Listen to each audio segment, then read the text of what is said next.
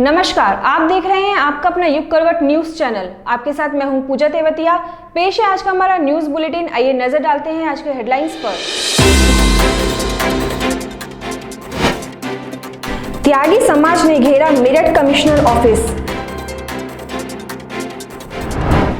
10 दिन तक चलने वाला गणेश महोत्सव शुरू। और एनसीआरबी की रिपोर्ट, यूपी में घट रहे हैं अपराध। श्रीकांत त्यागी मामले पर मेरठ में धरना चल रहा है। धरने पर बैठे लोग आज कमिश्नर ऑफिस में घुस गए। वहां जमकर हंगामा हुआ। भूख हड़ताल पर बैठे आशीष की तबीयत भी बिगड़ गई है।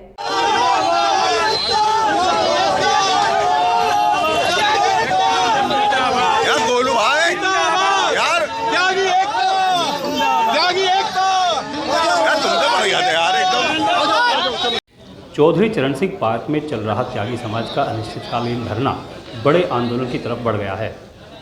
मांगे पूरी न होने से गुस्साए त्यागी समाज के लोगों ने बुधवार को कमिश्नर ऑफिस में डेरा डाल लिया। नारेबाजी करते हुए त्यागी समुदाय के लोगों ने कमिश्नर सुरेंद्र सिंह के ऑफिस के बाहर धरना शुरू कर दिया है।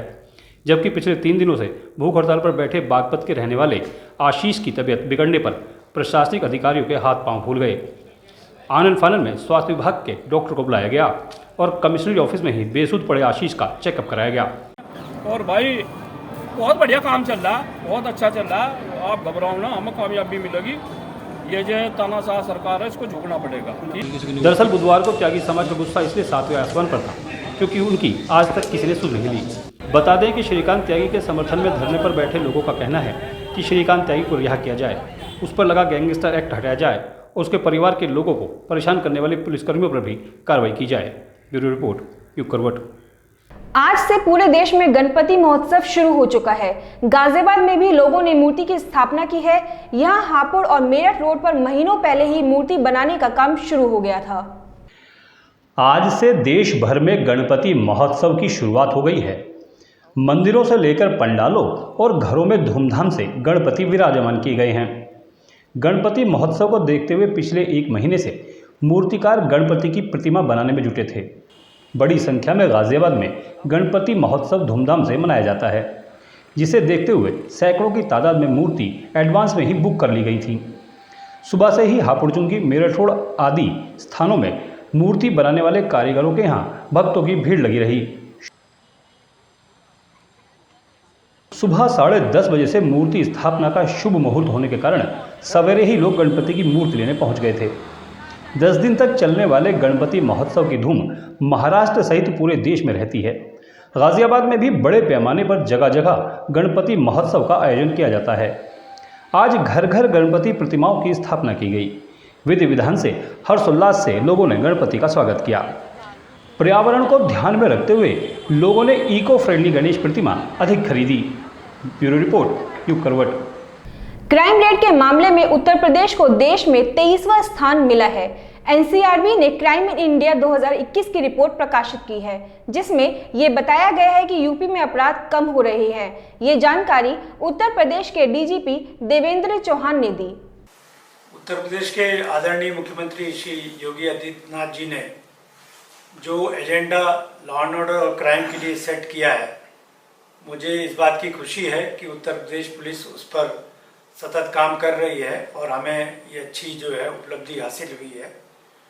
नेशनल क्राइम रिकॉर्ड ब्यूरो एक इंडिपेंडेंट संस्था है जो पूरे देश के आपराधिक आंकड़ों को एकत्रित करती है और जिसके आधार पर ये हम डेटा जो उन्होंने रिलीज़ किया है उसके आधार पर हम संतोष जाहिर करते हैं। और ये बहुत अच्छी बात है कि उत्तर प्रदेश पुलिस के जो हार्डवर्क है उसका ये परिणाम है, जिसकी वजह से ये अपराधों में कमी आई है। सर, इस पूरे डेटा में एक चीज़ और जो अच्छी हुई है उसमें है कि जो महिला अपराध है उसमें काफ़ी कमी हुई है। Child against women and children में काफ़ी कमी देखी गई। साथ ही साथ जो सांप्रदायिक दंगे हुआ करते थे उसमें बहुत ज़्यादा एक तरह से कहा जा सकता है कि दंगा मुक्त प्रदेश की तरफ उत्तर प्रदेश बिल्कुल बढ़ चुका है। महिलाओं के प्रति अपराध के लिए माननीय मुख्यमंत्री जी ने 0 टॉलरेंस की नीति अपनाई हुई है और जिसके ऊपर कड़ी कार्रवाई की जा रही है। ऐसे अपराधियों को बख्शा नहीं जा रहा है और इस पे लगातार उत्तर प्रदेश पुलिस ने सख्ती बरती है, जिसका परिणाम ये है कि न केवल क्राइम कम हो रहा है लोगों के सोच में भी परिवर्तन आ रहा है।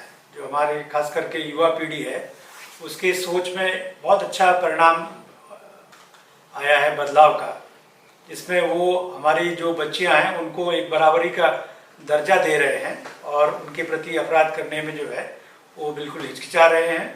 और जहाँ कहीं यदा कदा कोई अपराध होता है तो उसके संबंध में कड़ी कार्रवाई की जाती है। मुझे सबसे ज़्यादा खुशी इस बात की है कि उत्तर प्रदेश में पहले एसिड फेंकने के अपराध बहुत होते थे, जिसमें बच्चियों के ऊपर बहुत दुष्परिणाम पड़ता था। वो एक ऐसा अपराध था जिससे एक व्यक्ति का जीवन जो है पूरा बर्बाद हो जाता था और परिवार का भी बर्बाद होता था। तो उसमें उत्तर प्रदेश पुलिस को बहुत अच्छी सफलता हासिल हुई है। न केवल ये क्राइम बहुत कम किया गया है बल्कि उनको सजा भी दिलवाई गई है। चर्चा थी कि उत्तर प्रदेश में भाजपा का नया अध्यक्ष बनते ही संगठन में परिवर्तन होगा, मगर भूपेंद्र सिंह ने इससे इनकार कर दिया है। उन्होंने कहा है कि राष्ट्रीय अध्यक्ष के चुनाव तक जो जैसा है वैसा ही रहेगा। भाजपा को उत्तर प्रदेश में संगठन का नया मुखिया मिलने के साथ ही चर्चा शुरू हो गई थी कि अब जल्द ही प्रदेश में बड़े फेरबदल होंगे, लेकिन नवनियुक्त प्रदेश अध्यक्ष भूपेंद्र सिंह चौधरी ने साफ कर दिया है कि इसमें कोई जल्दबाजी नहीं होने वाली है। अभी पार्टी के राष्ट्रीय अध्यक्ष का चुनाव होना है, उसके बाद ही प्रदेश की टीम में बदलाव किया जाएगा। भाजपा प्रदेश अध्यक्ष भूपेंद्र सिंह चौधरी का कहना है कि पार्टी में एक व्यक्ति एक पद का सिद्धांत है, इसीलिए उन्होंने अपना मंत्री पद छोड़ दिया है। अभी संगठन में जो भी दोहरे पद पर हैं उनके स्थान पर वैकल्पिक व्यवस्था की जाएगी। इनमें प्रदेश महामंत्री जीपीएस राठौर, प्रदेश उपाध्यक्ष AK शर्मा, दयाशंकर सिंह, पिछड़ा वर्ग मोर्चा के प्रदेश अध्यक्ष नरेंद्र कश्यप और अनुसूचित जनजाति मोर्चा के प्रदेश अध्यक्ष संजीव गौड़ हैं। ये सभी योगी सरकार में मंत्री भी हैं। अपनी चुनौतियों के प्रश्न पर बोले कि राजनीतिक व्यवस्था के दौर में भाजपा ही एकमात्र ऐसी पार्टी है जिसके कार्यकर्ता निष्ठा और समर्पित भाव से संगठन के लिए काम करते हैं। ब्यूरो रिपोर्ट, यूप करवट। गाजियाबाद के सभी मंदिरों में गणपति महोत्सव मनाया जा रहा है। शहर के प्रसिद्ध दुधेश्वर नाथ मंदिर में लड्डू महोत्सव शुरू हो गया है। यहाँ रोज 1100 लड्डुओं का भोग लगाया जाएगा। गणपति की प्रतिमा स्थापना के साथ ही जस्सीपुरा मोड़ स्थित श्री दुधेश्वर नाथ मंदिर में लड्डू महोत्सव का शुभारंभ हो गया। मंदिर के महंत नारायणगिरी महाराज के निर्देशन में शुभ मुहूर्त में भगवान शिव के पुत्र गणपति की प्रतिमा को स्थापित किया गया। दुधेश्वर नाथ वेद विद्यापीठ के आचार्यों और छात्रों ने विधिवत मंत्रोच्चार के साथ महोत्सव का शुभारंभ किया।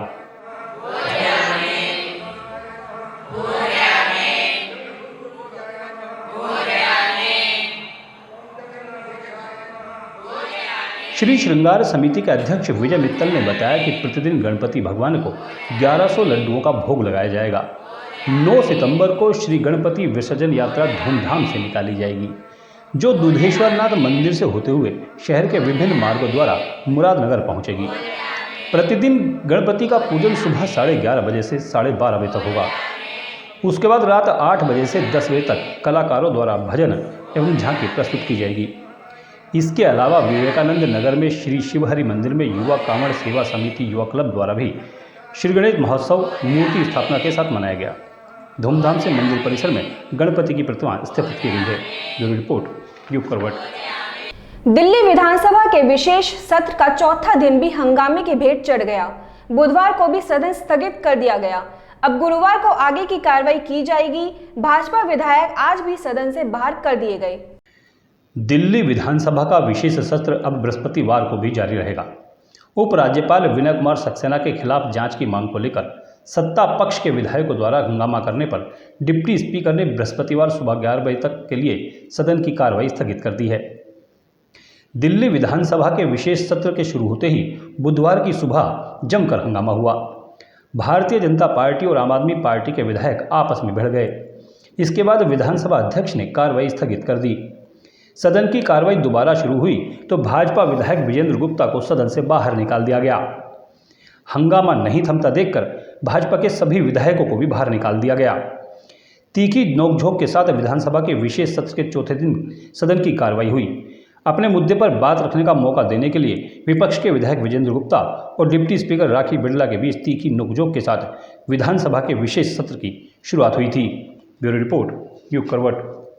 दिल्ली में देश का पहला वर्चुअल स्कूल शुरू किया गया है। अभी इसमें 9वीं से 12वीं तक की कक्षाएं चलेंगी। महत्वपूर्ण बात यह है कि इसमें देश के किसी भी राज्य के बच्चे एडमिशन ले सकते हैं। दिल्ली के मुख्यमंत्री अरविंद केजरीवाल ने शिक्षा को लेकर बड़ी घोषणा की है। सीएम केजरीवाल का कहना है कि दिल्ली में देश का पहला वर्चुअल स्कूल शुरू करने का फैसला किया गया है। शुरुआत में 9वीं से 12वीं तक की कक्षाएं शुरू की जा रही हैं।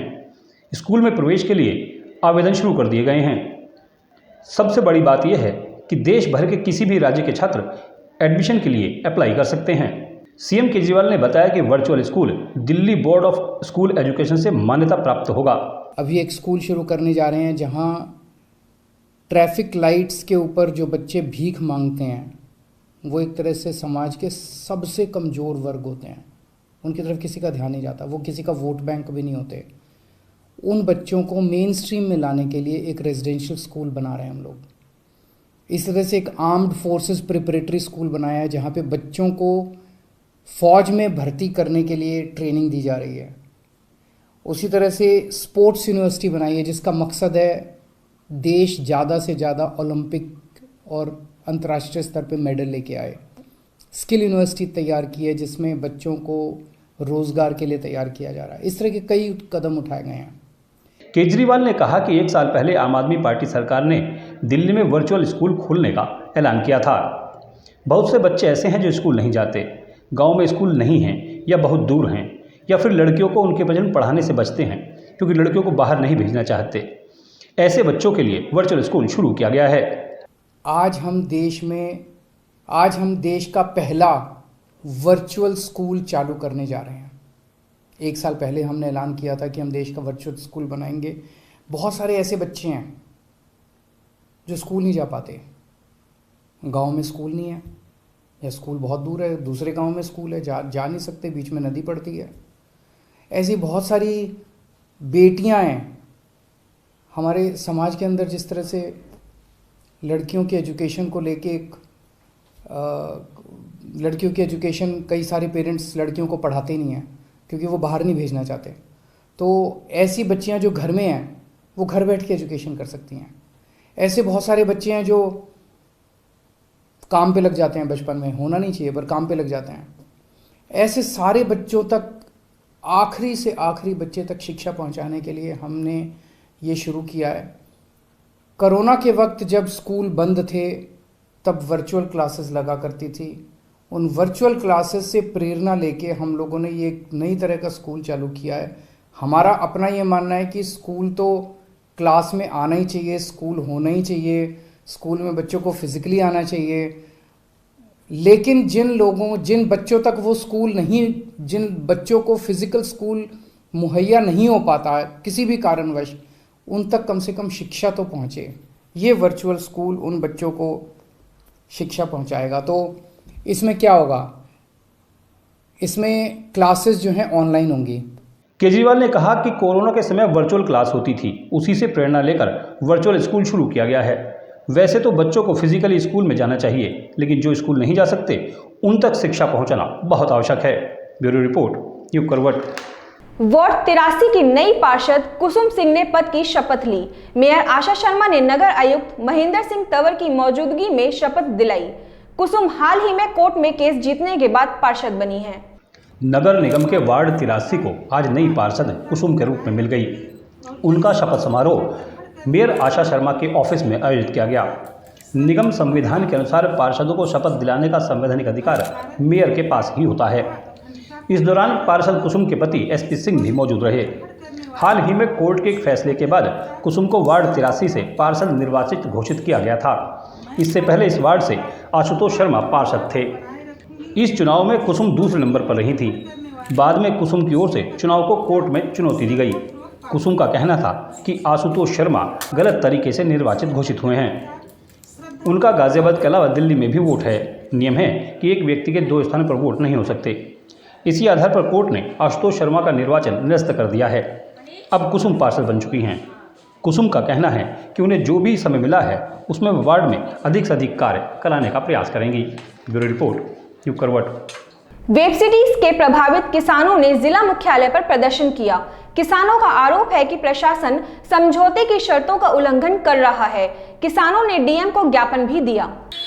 भारतीय किसान संगठन एकता के नेतृत्व में वेब सिटी के प्रभावित किसानों ने जिला मुख्यालय पर प्रदर्शन किया। प्रदर्शन कर रहे किसानों ने बताया कि वर्ष 2014 को इकला, इनायतपुर आदि गांवों का वेब सिटी और जिला प्रशासन तथा किसानों के मध्य 6% प्लॉट योजना में की गई किसानों की जमीन के लिए समझौता हुआ था, जो आज तक लागू नहीं हुआ है। साथ ही किसानों को उचित रेट देने का समझौता भी लागू नहीं किया गया है। उन जमीनों पर जबरन कब्जा करा रहे हैं एक प्राइवेट बिल्डर के लिए, जिन जमीनों का ना तो अवार्ड बना है ना किसान ने कोई पैसा उठाया है। हमारी खड़ी फसलों को तहस कर रहे हैं और ज़बरदस्ती उस पर मकान बनवा रहे हैं। किसानों का केस न्यायालय में, माननीय उच्च न्यायालय में विचाराधीन है और प्रपत्रों में, ADMLA की विज्ञप्ति में, DDA के लेटर्स में और अवार्ड में स्पष्ट तौर पर ये लिखा हुआ है कि जो भी मामले न्यायालय में विचाराधीन है उनमें न्यायालय के अनुसार कार्रवाई की जाएगी। और ये जिला प्रशासन, ये जिलाधिकारी, जिलाधिकारी ये मिलकर बिल्डरों से किसानों का गला काट रहे हैं, किसानों की जमीनों पर जबरन कब्जा कर रहे हैं। बिल्डरों द्वारा किसानों की जमीन पर अवैध कब्जे कर लिए गए। किसानों ने डीएम को ज्ञापन सौंपकर उनकी मांगों का निस्तारण करने की बात कही है। ब्यूरो रिपोर्ट, युग करवट।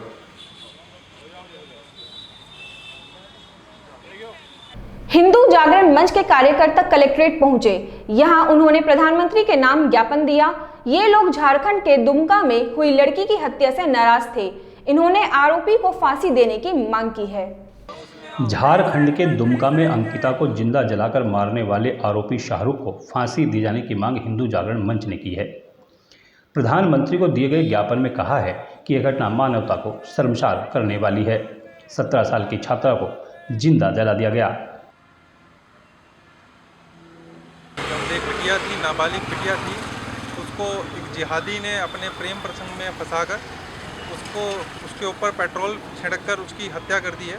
तो हम माननीय मोदी जी से निवेदन करते हैं, ऐसे जिहादियों के खिलाफ सख्त से सख्त कार्रवाई हो और एक कड़ा से कड़ा नियम उनके खिलाफ बने। उन्होंने कहा कि इस घटना से पूरा हिंदू समाज आक्रोशित है। आरोपी को फांसी की सजा दी जानी चाहिए। साथ ही ऐसा करने वालों के खिलाफ कठोर कानून बनाया जाए ताकि इस तरह की घटनाएं न हो सकें। ब्यूरो रिपोर्ट, युग करवट। सिहानी गेट थाना क्षेत्र में एक आदमी को मामूली बात पर गोली मार दी गई। घायल को तुरंत अस्पताल में भर्ती कराया गया। एसपी सिटी निपुण अग्रवाल ने बताया कि आरोपी की तलाश के लिए कई टीमें लगा दी गई हैं। आज शाम लगभग 7 बजे न्यू आनंद विहार भाटिया रोड थाना सिहानी गेट में पुलिस को सूचना मिली कि एक निर्देश शर्मा नामक व्यक्ति जब अमित सिंह सन ऑफ राज सिंह नामक व्यक्ति के घर के बाहर खड़े हुए बाइक पर फ़ोन पर बात कर रहे थे, तब इनका अमित सिंह से कुछ विवाद हो गया, जिसपे अमित सिंह ने अपने घर की छत पर चढ़ के इन पे गोली चलाई। घायल को तुरंत ही उपचार हेतु यशोदा अस्पताल नेहरू नगर लेकर गए हैं। घायल खतरे से बाहर, इनके कंधे पे गोली लगी है। इसमें तुरंत ही मुकदमा पंजीकृत कर अभियुक्त की गिरफ्तारी सुनिश्चित करने के लिए टीमें गठित कर दी गई हैं। आगे की आवश्यक वैधानिक कार्रवाई की जा रही है। तहसील परिसर में सम्राट मिहिर भोज की जयंती मनाई गई। इस अवसर पर वकीलों ने भंडारे का आयोजन भी किया। कार्यक्रम में बड़ी संख्या में लोग जुटे।